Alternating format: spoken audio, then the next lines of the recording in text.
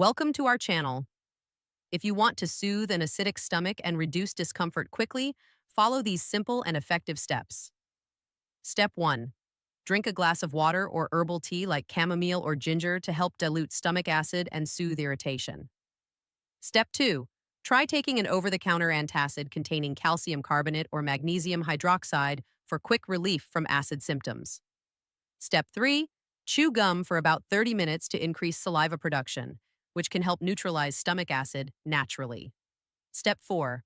Avoid lying down for at least 3 hours after eating, as this can allow stomach acid to flow back into the esophagus. Step 5. Eat smaller, more frequent meals, rather than large meals that can overwhelm your digestive system and increase acid production. Step 6. Avoid trigger foods like spicy dishes, citrus, tomatoes, chocolate, caffeine, and fatty or fried foods. Step 7. Wear loose-fitting clothing around your waist and abdomen to reduce pressure on your stomach. Step 8. If symptoms are frequent or severe, consult your healthcare provider as you may need prescription medications or testing for underlying conditions. Don't forget to like this video and subscribe to our channel.